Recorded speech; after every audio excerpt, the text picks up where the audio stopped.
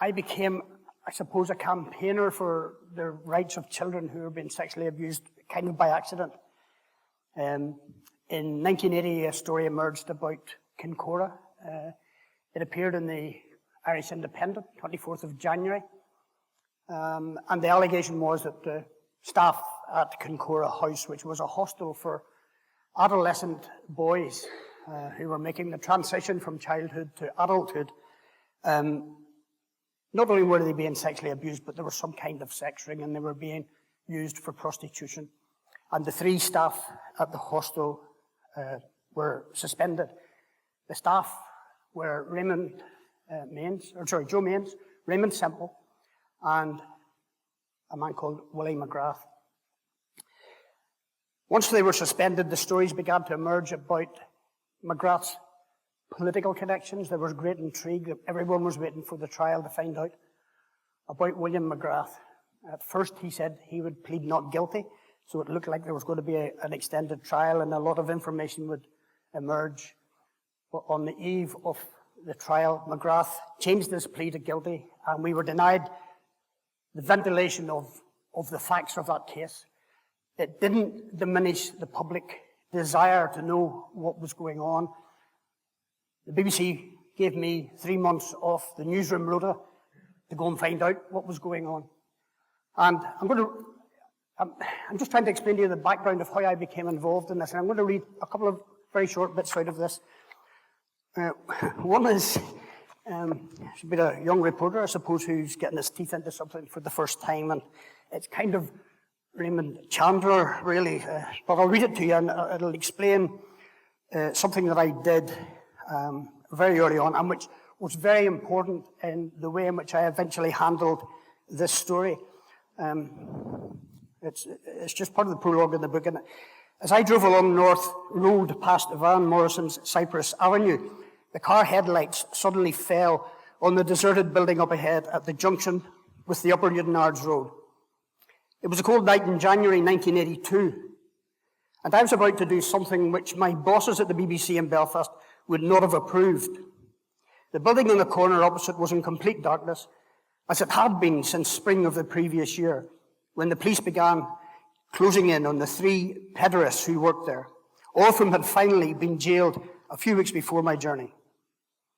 It was late, not too many cars or people were travelling what in broad daylight was a very busy route, so I edged the car through the lights, across the Upper Newtonards Road, and further along North Road, where it disappears down one side of Kincora.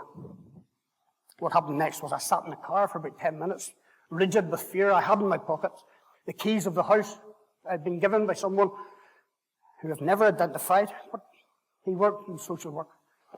I went into the house. I gathered information from boys. I knew what they'd told me about in the house. I knew there were things that they'd described to me. One boy had described in very graphic details how he went to the bathroom one night. This was an orphaned boy. McGrath came in behind him, brutally raped him, sent him to bed with his backside bleeding, waited a few more days until the wound was nearly healed, and did the same thing again.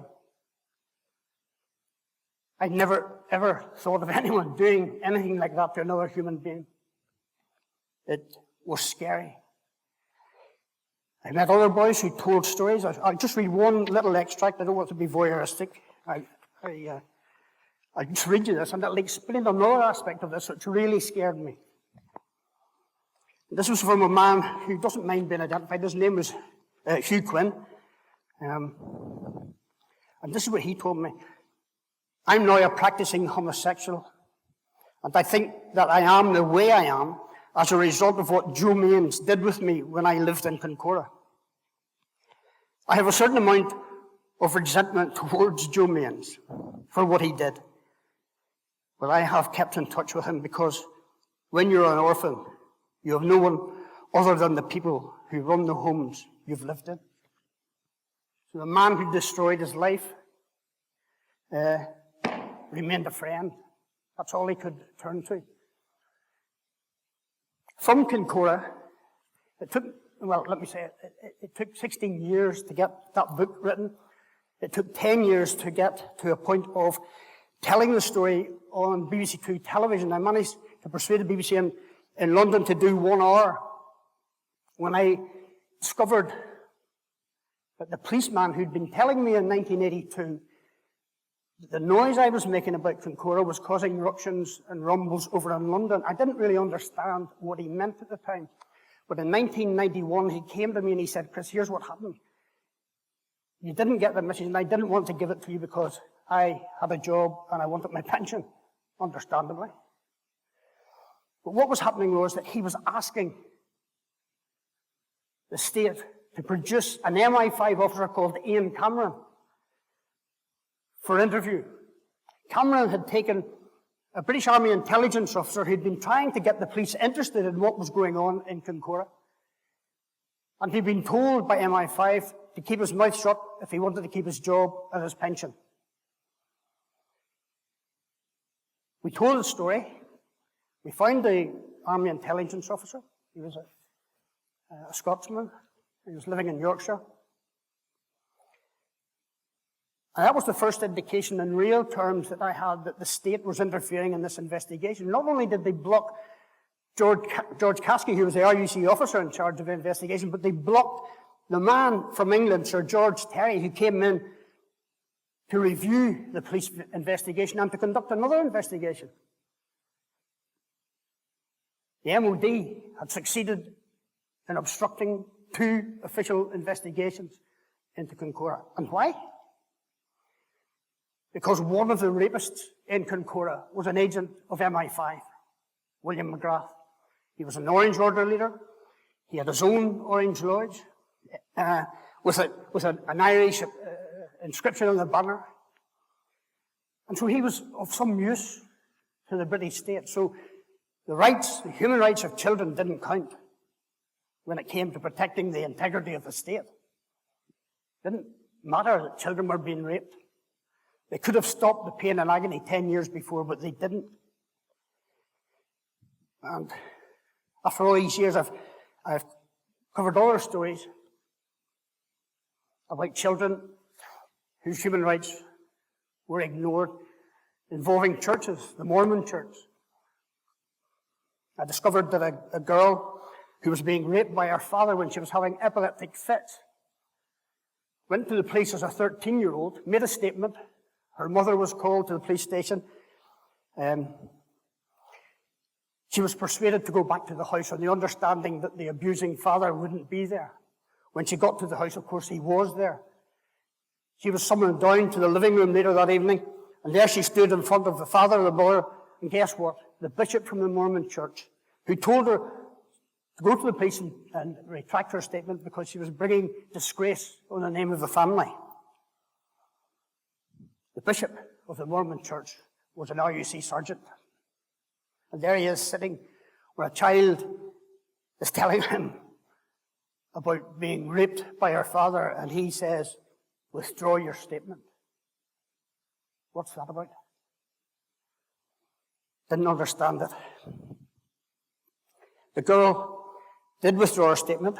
It was only when she was 18 that she returned and she sought help from the Rape Crisis Centre in Belfast. And we did a story about this.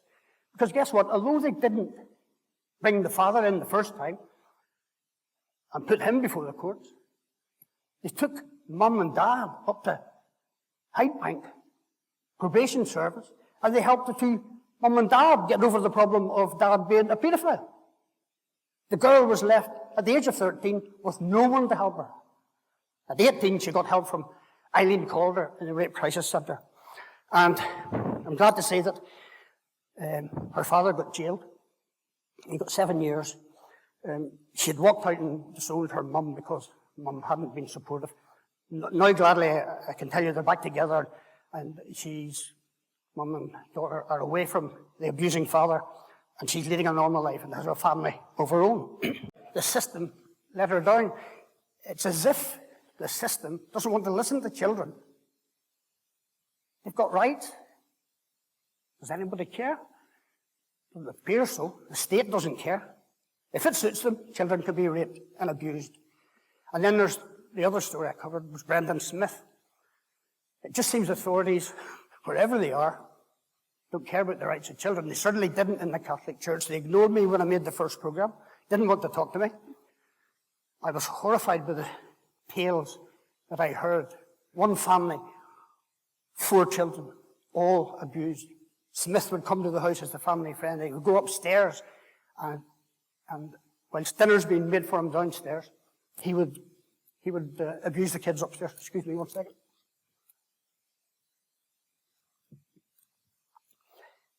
And 4 cousins in a family, also abused by Brendan Smith. Those families tried to resolve the issue with the Catholic Church. They wrote, they visited, they met people. Catholic Church didn't care about them. Catholic Church told them to go and pray. Things will be better.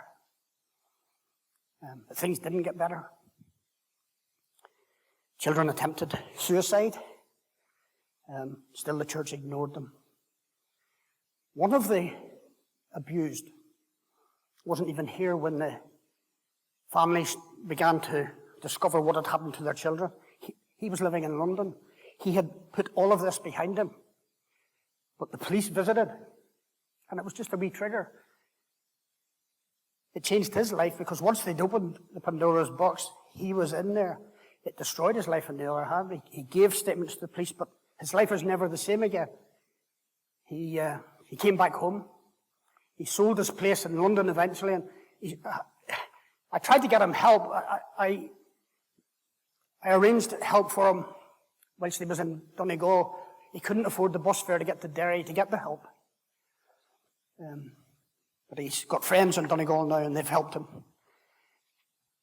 He used to come to my house in Belfast after the story had run.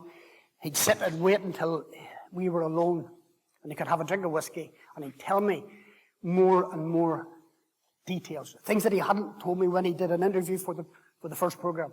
He told me about how the priest would make him and other kids in hotel rooms, Brendan Smith, perform sexual acts on each other while he watched.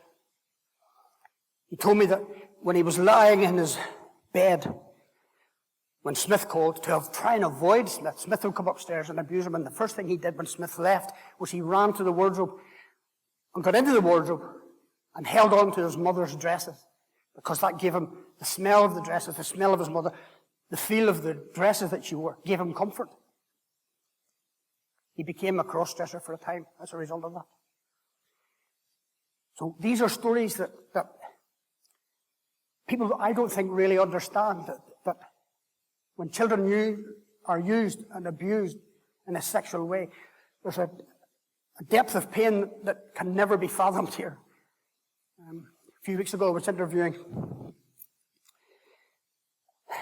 another case of a priest here. I can't talk about it because of legal ongoings, but the man sat in the studio, his wife was sitting behind me, and he told the story, and he described in a very graphic way in which, when the case came to court and certain actions were taken, and the case was separated into 2 trials, and he knew the case had been weakened because of this, he went home and had convulsions. And he said, "This is an occurrence I have often. I have convulsions. I fall to the floor. Every muscle in my body aches." He said that he would lie like that sometimes for 10 or 15 minutes, and no one could help him. He had to just do this for himself. He talked about his bad temper, and this is a man who'd an educated man. He'd gone to university in spite of all the abuses, and he had survived all of that, but not without pain. Okay, last thing I'm going to do, I'm sorry, I'm going to run out of time here.